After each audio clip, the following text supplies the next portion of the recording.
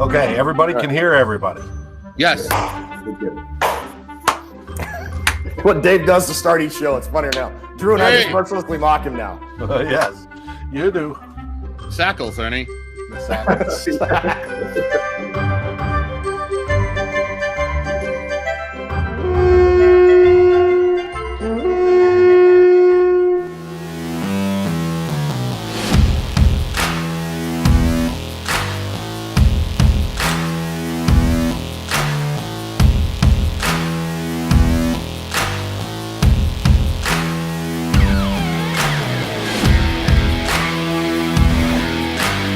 Good morning, Gjallarhorn.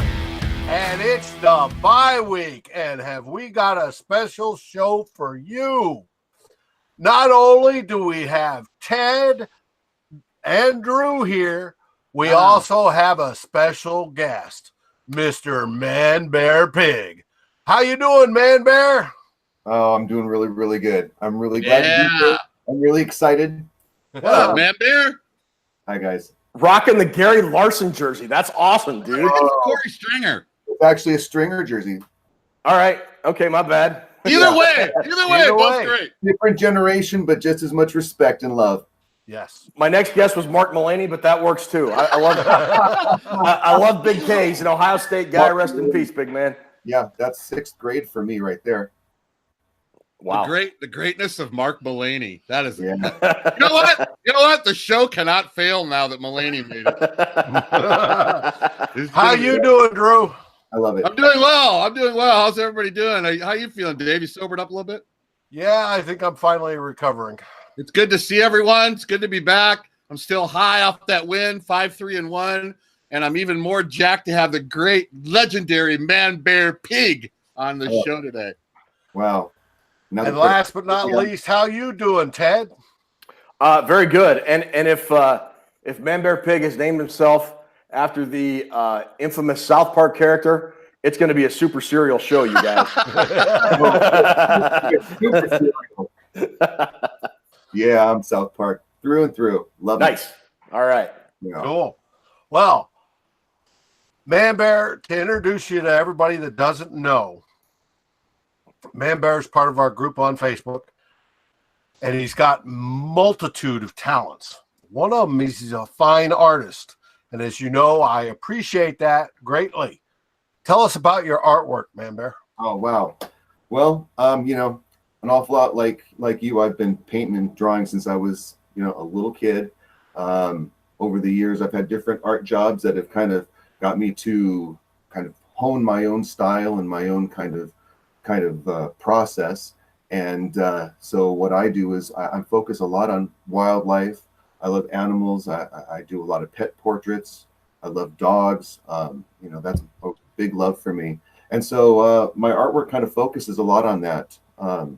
And I've got a Facebook business site, DCG Artist, that any of our awesome members can go check out and, let me know what they think. It's a real love of mine. I've been painting a lot for a long time, and it's a lot of fun. What's your favorite medium? Well, oil pastels, colored pencil, combination of the two, mixed media. That's really where I excel. That's what I like. Okay, cool. Have you ever tried any sports related drawings? A little bit of purple and gold, maybe. I really haven't. When I was a kid, I would draw a Viking helmet over and over and over again and get the face mask. Could I get the face mask just right? Could I get the horn just right? Could I, get the proportion just right? I drew so many Viking helmets when I was a kid. I probably do it in my sleep. Cool. Yeah. Cool. Well, this week, my first question for you is, what did you think of that Lions game? We'll be running with the Lions. Oh, I love beating down on the Lions. There's a few things, I like beating down on the Packers, the Bears. God, I hate the Bears. The hatred for the Bears will never leave me. I don't care how shitty they are. I will always hate them, and I'll always want to beat them in Soldier Field, and I'll always want them to come here. And I remember the days of the Roller Dome. I remember all the BS with Chicago. I still can't stand them. But beating up on the old Detroit Lions, that's pretty good too. And it was a really impressive. It was a really impressive performance. I really think that the Vikings are finally looking at their own identity for this season. They're not looking backwards anymore. They're not going, oh well, last season we did this, or last season we did that. Yeah, 13-3. That was a great season. That was a great season. But that was then. This is now. Different season. I mean, a lot of the same teams that we're playing, but all the circumstances are different. Our defense might be close to the same because we've got a lot of our returners, our starters returning, but everybody's having a different situation. Rhodes has been gimpy all year. Sendejo's been gimpy all year. Griffin had his issues. So all of these things add up to a brand new season, brand new team, brand new circumstance. And I think with the Lions, they finally put it together. They're moving forward with this year. I think that's really a positive thing. Well, I think it was Courtney Cronin, Drew's favorite reporter. Yeah, had written. Go ahead, tell us about Courtney Cronin. Had written about how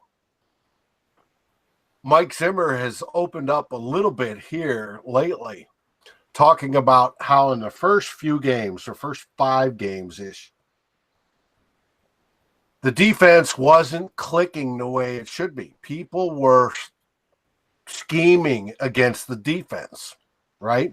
And then how much of a copycat league is, and how his AA gap has moved on being used by other teams. And the whole principle is expanding out, but offensive coordinators have studied it and they're starting to beat it. What has happened in the last 5 games-ish is he's figuring out ways to change that up and to adjust. And to me, at least seems to be working, because quarterbacks and offensive lines just don't know where people are coming from. They're overloading sides and then sending up a blitz. Mackenzie Alexander had another one this last week. He may have been played horrible on the back end, but he had another untouched sack. And it's all because they've adjusted, right? And with that adjustment, like you said, they're coming into their own identity right now.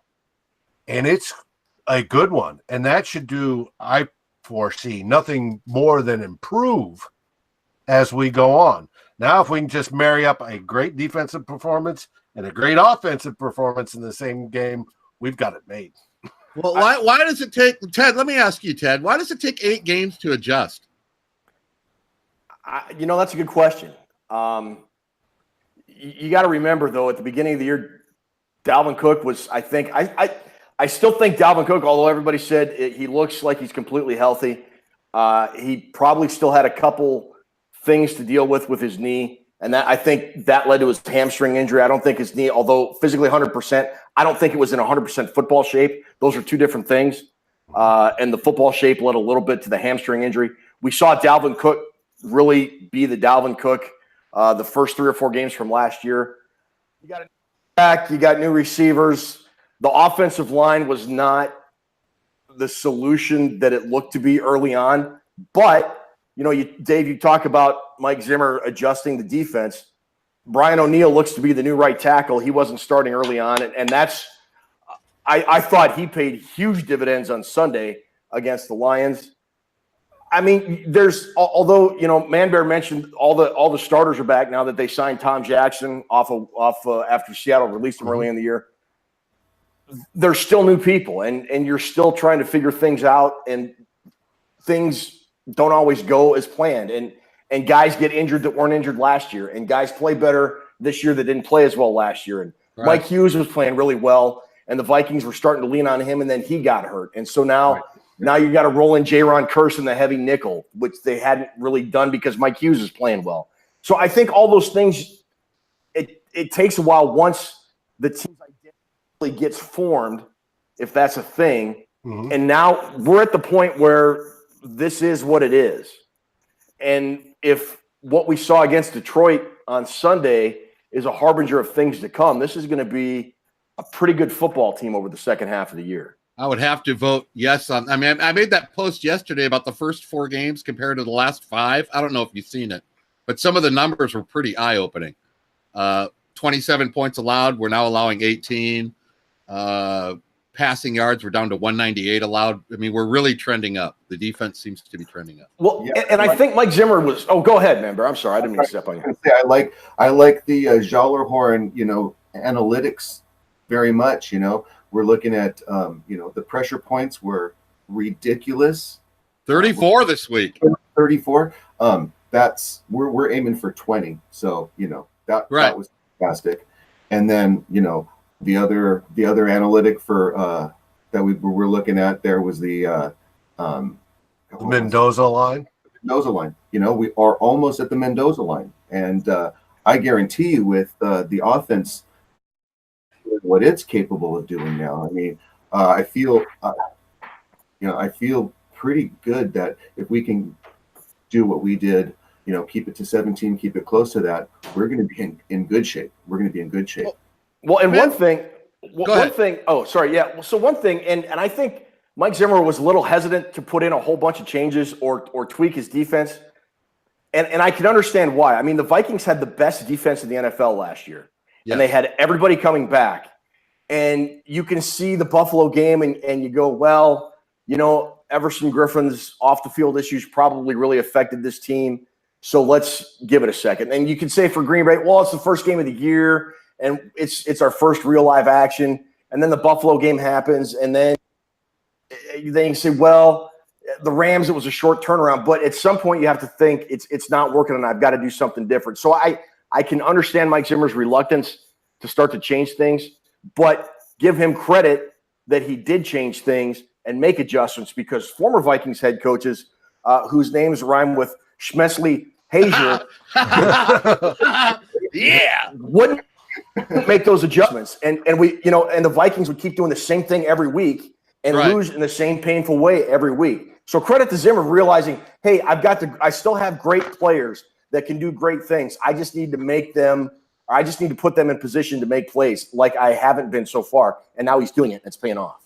The last 2 weeks, I think what I've been most the most happiest about defensively is the fact that we're not giving up those huge, mysterious, head-scratching big plays.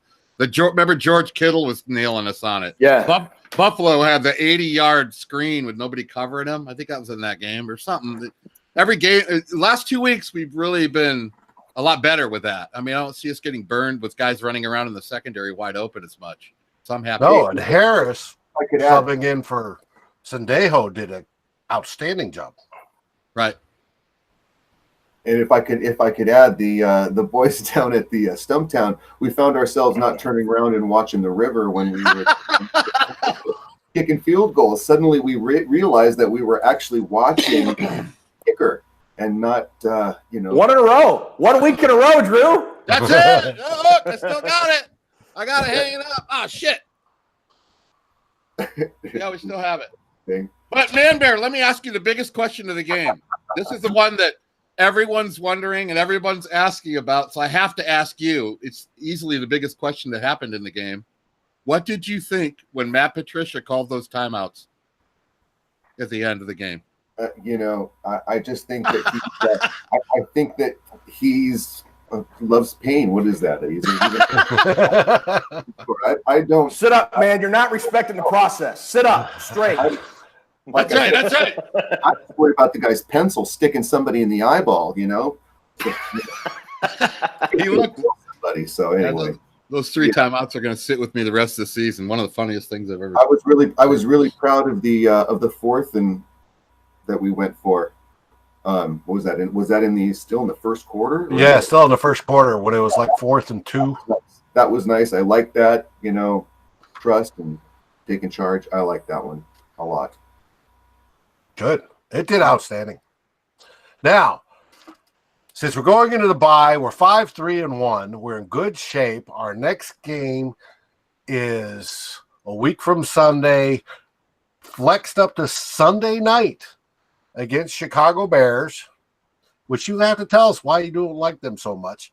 And they're already whining today because they've got a quick turnaround. They've got to go from Sunday night to Thursday morning Who to cares? play Detroit. Fucking babies. Mike Ditka reminds me of every asshole coach I ever hated. I wondered if it was Ditka. I just like, oh my God. Anyway. All right. Next thing we're going to talk about, everybody that's watched has heard and they're curious, what in the world is it? And what we are talking about is the game of Skull. And the game of Skull was invented by Manbear Pig. Bow Mow! Manbear, do you want to tell us about this fantastic game? When did you make this game?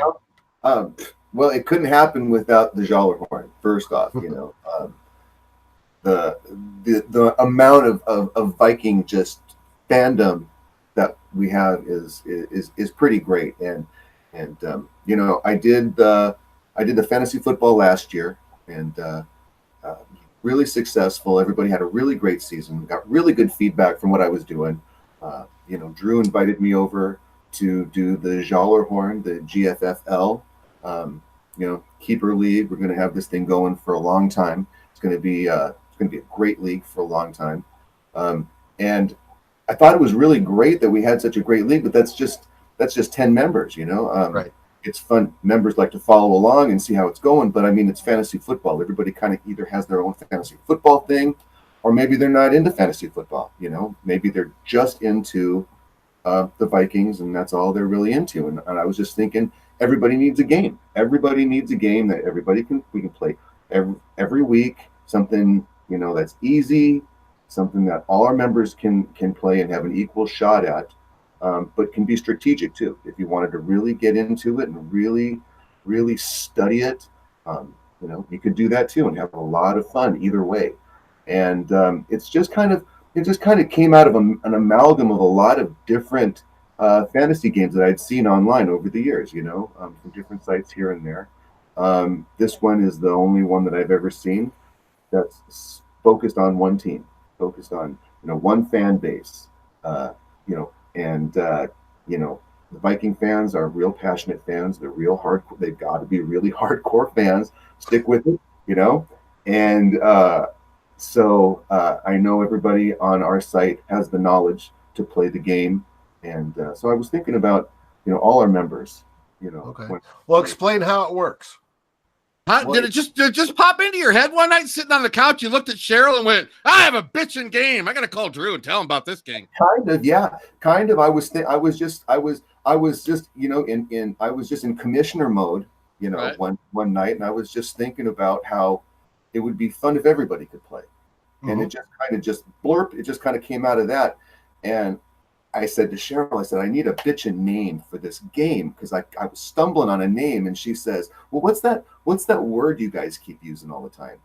I said, "What, you mean skull?" And she goes, "Yeah. Why don't you do like Game of Thrones, right? But call it like Game." And we both were like, "Game of Skull," and she's like, "Yeah." And it was just that's how it happened. And then I ran it by. I thought about it for a little while and kind of worked on it. Ran it by the Drewster, and he had some input, and we kind of polished it up and kind of figured out how to put it out there so people would be interested, because it relies on everybody playing to make it really fun. I think the amount of members that we have playing is really makes it fun, and it's a real testament to how successful it's been, I think. Well, explain how we play it. Right. 2 players. You pick 2 Viking players each week, an offensive player, defensive player. You kind of score them, very similar to fantasy football. And we kind of dialed in on how the scoring works, and I think that's going really nicely. And you can only play each player twice, and you have one pick where you can play the player 3 times, and that's your bonus pick. And it's going to run through the end of the season, adding up the points as we roll along. Each top 2 scorers, they win playoff pool squares, which is going to be a pool that's going to run for the, we'll cross our fingers, knocking on wood, the first playoff game of the season. And we got great prizes lined up for that as well. So I don't know if you can see behind me or not, but I got the grand prize of the game of school. Yeah, we want to see prizes. Damn it, we want to see prizes. Got the jersey, got the Dolman signed Dolman jersey right here. That's mine. That's the grand prize. That's what everybody's fighting for right here. That's beautiful, man. Took it out just for this occasion. There, it's usually tucked away safely. So, we just decided we needed kick-ass prizes to make sure that everybody was going to play and be excited to keep playing. So there's an accumulation of points with a running standings with all the people that play. That's for the Dolman jersey. And then there's another way to win playoff squares, and everybody knows how squares work. Everybody has done squares for Super Bowls at parties or whatever. Same concept, squares with numbers on each side. And throughout the course of the season, this square board gets filled up with people that get the squares. First place winner gets 2 squares. Second place gets 1 square. If they tie, everybody gets squares. So okay, so when the squares board gets filled by the end of the regular season, then they'll have prizes for the first, second, third quarter, and then the final score. Yeah. We've got a slate of prizes that. Let's hear it. I want to hear prizes. Yeah, I'm really excited. So first quarter prize, right, is a kind of a combination of prizes from your side and my side. I've got this excellent, awesome 920 Viking camo hat.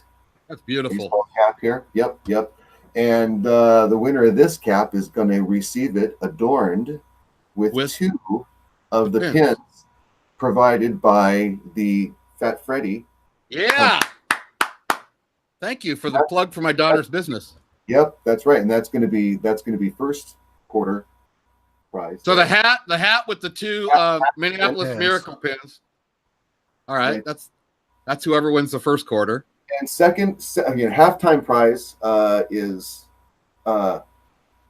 something that we found from a member, a couple of months ago, posted a company called Soda Stick, like Minnesota Soda Stick. And their merchandise was really kick-ass. It was really they do great T-shirts. They've got cool stuff. I've got a couple of their T-shirts. It was really fun. So I went and I checked that out, and not only did I find some really great stuff, but I found out that they do a lot of really nice donation stuff too, some charity work that's really fantastic. And I found out that that they had worked with John Randall to put together some stuff charity wise, and he specifically picked a specific charity to work with through the Soda Stick. And so what we've decided to do is have the halftime score prize be one of John Randall's Screamin' T-shirts. That's fantastic. That we saw. It's pretty vicious. And part of that goes to the St. David's, right? Yeah, that's right. St. David's is, I maybe some of our members that are local to the Twin Cities probably know St. David's and the work they do with disabled children and autistic children. 10% of the proceeds of each shirt that they sell, goes through them for John Randall. That he handpicked them as excellent. Yeah. So I looked at the female, the girls' version of that, and I just kind of thought that it was a little kind of intense for gals. So I thought that if one of our female, Gjallarhorn members won, we would, certainly if that's the shirt that they wanted, by all means, But there's also the Captain Kirk kind of Star Trek design that I thought was really awesome too. And that one is made in the woman's style shirt. So we're gonna, it's optional on that prize. You can either pick the Randall or the other one. So yeah, that's a good idea. Yeah. And they both have the women's fit. Yes. Right.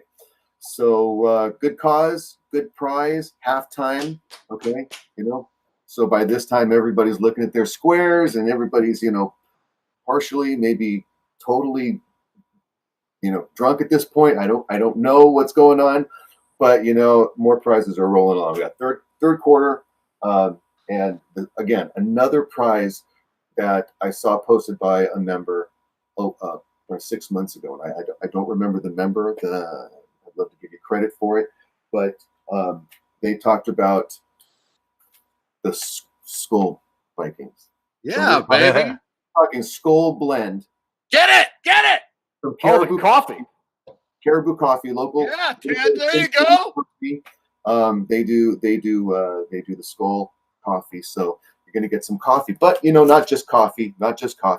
That's something you got to go have something to go with. Remember, some of you might remember last year we did the Valhalla Skull for the MVP award for the Fantasy Football League. Well, this year it's the Valhalla mug. So can you see that? There we go. You're gonna get this Nice. So the mug goes with the coffee for the third quarter. Coffee combo for third quarter. This guy's got he's got some stainless steel on the inside, so he can be hot and cold. He's gonna be insulated. So Just like our offense. That's bad. Third quarter. Just don't fumble the cup. What? I was looking up Caribou today. Did you all know its headquarters out of Minneapolis? Yeah. Yeah. And they're the first major coffee company in the United States to be 100% Rainforest Alliance certified. So that's tremendous, baby. Rainforest certified. They do sustainable forest stuff. They do water conservation stuff. So they're on the cutting edge of a lot of conservation, and so that's great. I think good ag. Gotta love it. The better. So. Okay, what's the final score prize? All right. So final score. It's not fourth quarter. We talked about it's not fourth quarter. It's final score. Right. First quarter, second quarter, third quarter, final score, not fourth quarter. Absolutely. So the grand prize, the jersey, really harkens back to one of the sweet years for me as a Viking fan was 1987. It was really meaningful for me. I was 17 years old, senior in high school. It was just this magical run through the playoffs. Chris Dolman, Keith Millard, all these guys just having this magical time. And on offense, who was it? Who was it that was dazzling us? DJ Dozier. Yeah, it was DJ Dozier. A good guess though. No, it wasn't. It wasn't DJ Dozier. The guy who wore this in college. That's wasn't who it was. Kevin Nelson. That's right. It wasn't Wade Wilson. Right. It wasn't any of those guys. Anthony Carter. That's right. Mamo. Anthony Carter was my very, very first Viking that blew my mind was Ahmad Rashad. After he won that game against Cleveland, he was my idol, and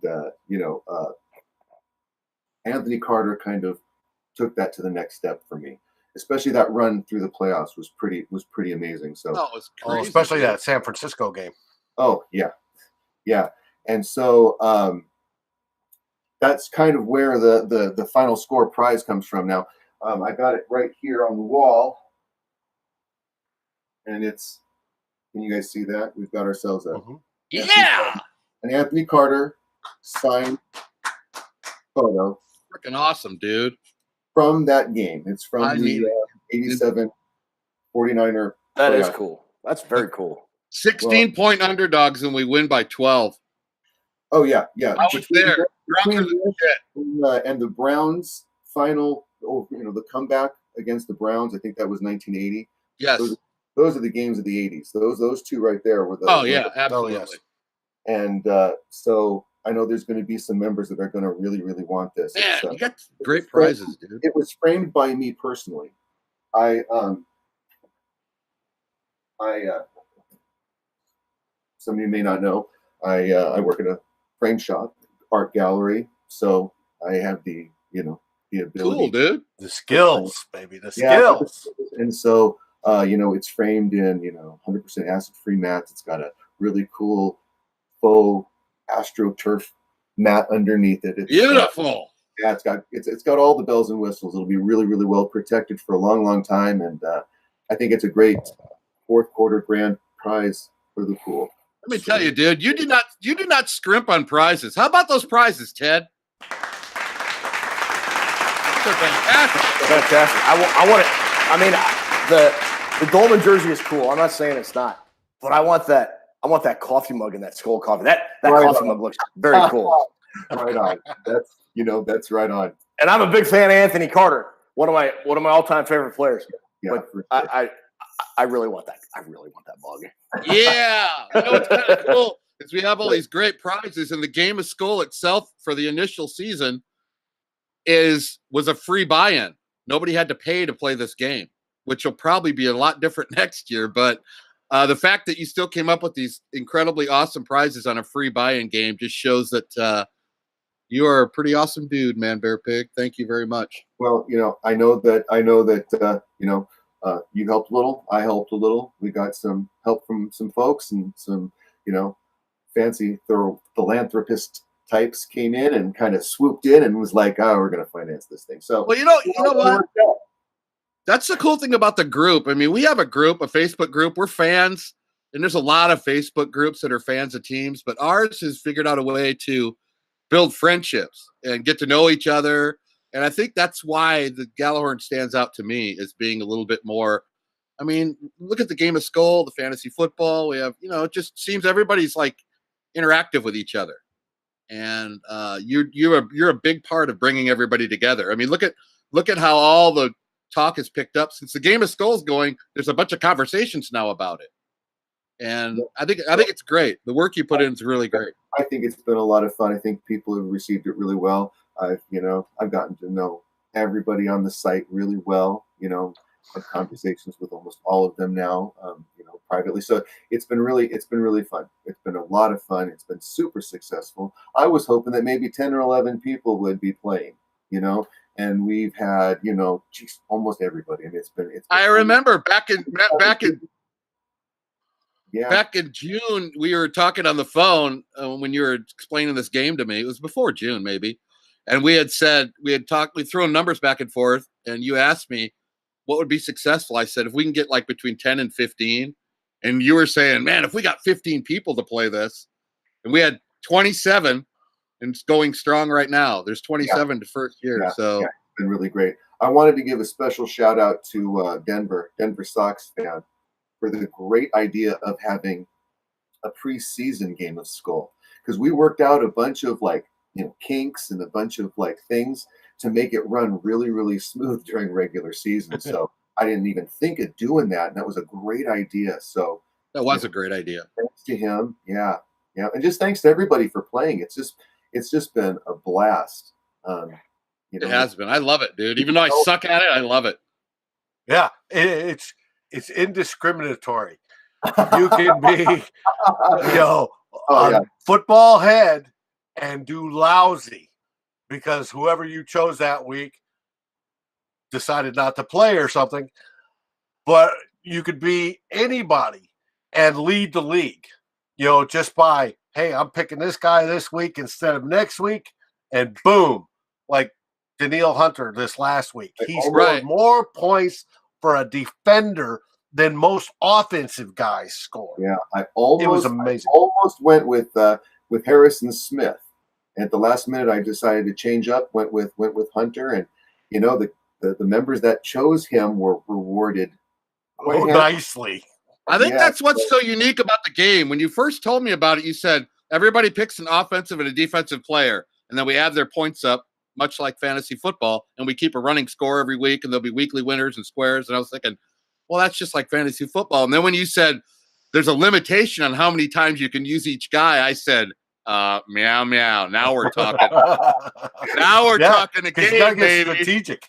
Oh, it's totally strategic. The way he thought up only, and then he came up with the idea you get one bonus play, and it's just beautiful. The whole concept of the game is beautiful, man. I love it. It's been a lot of fun. It's been a lot of fun. Like I said, couldn't do it without all the members, playing. Hey, what about that? I've been hearing that there's some kind of live show coming up in 3 weeks for the team from Wisconsin. What's going on with that? Yep. You're rolling my direction. You're coming from Sacramento out here to Stumptown. Yeah. We're deep in Sonoma County out here. live show, baby. Yeah, we're gonna do a live show. We're gonna do a live show from Stumptown Brewery. Packers, Vikings. What did I say? TTFW. They're never going to let us back in that place after we have a show there. You know that, right? No, it's gonna be a blast. We're gonna harass everybody. We're gonna be making drinks for people. It's gonna be insane. We need to fly Ted Glover out for that game. Yeah. It probably won't happen. Yeah. Yeah, we're gonna go make some sackles, baby. Hey, that's the newest metric we're tracking. Yeah, that's Love I don't know the date, but I'm looking forward to doing that show with you, Manbear. We're all set up. We're gonna have a roaming camera so we can harass people at the bar. Yeah, they're ready. It's gonna be live. It's gonna be, and hopefully we plan on doing this every year, right? I mean, it would be fantastic if we could make it like a Gjallarhorn tradition. Always the home game against the team from Wisconsin. That's what we'll call it. Yep, we'll call it that. We'll come up with a better name. It'll happen. I'm looking forward to doing that. 3 weeks. I'll start sleeping now, so I'm ready for it. There's one more thing I want to briefly touch, and that is Gjallarhorn Fantasy Football. And for those that aren't interested, we'll just skip real quick. But tell us about where GFFL stands right now. Oh, we're in good. I'll tell you where it stands for me right now is I'm going to have to take you down this weekend. Well, it should be easy because I'm sucked. Yeah, Dave's got a terrible team. Let's just get it out there.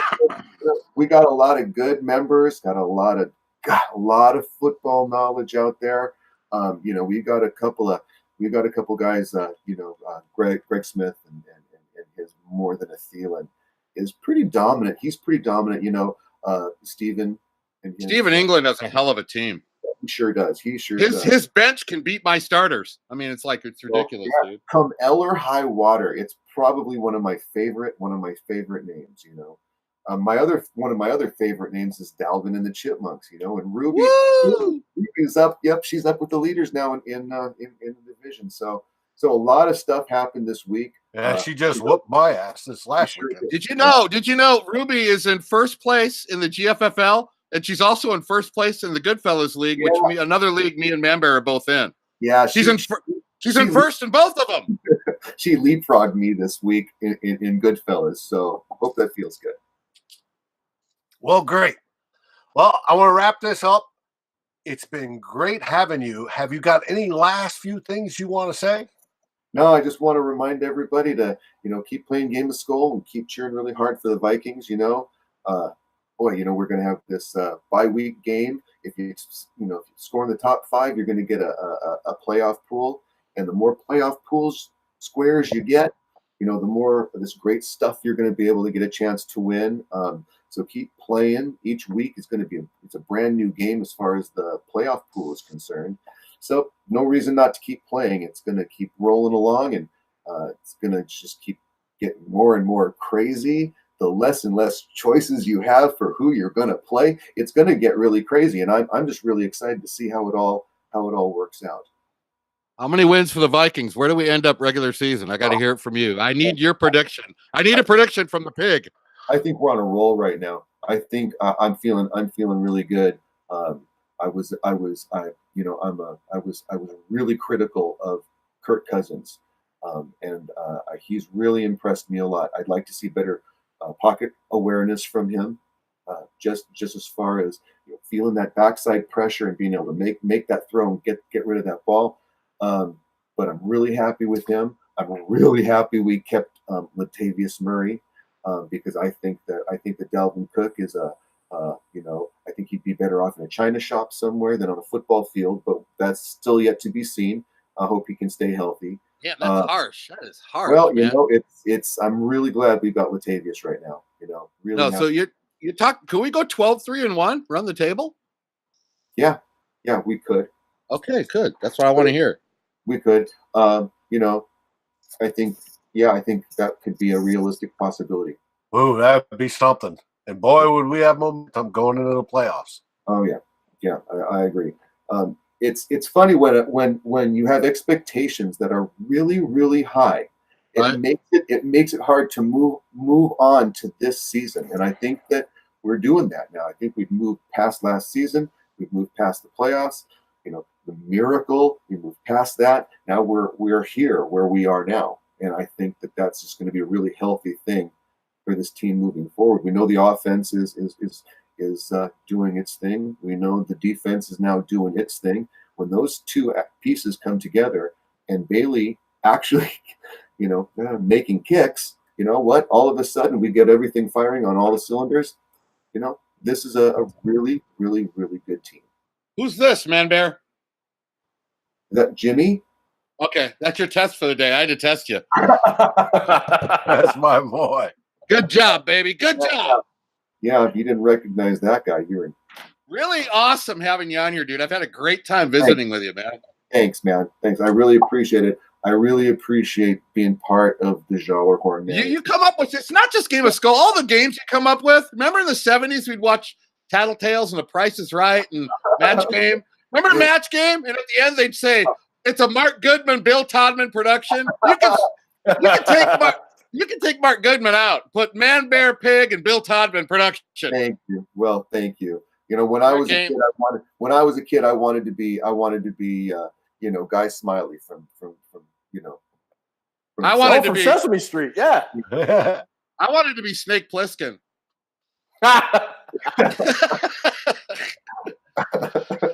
Drew, what have you got to say? I say, meow, meow, Manbear cow. Yeah. Ted, what have you got?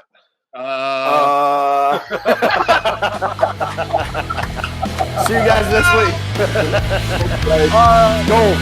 Go, everybody!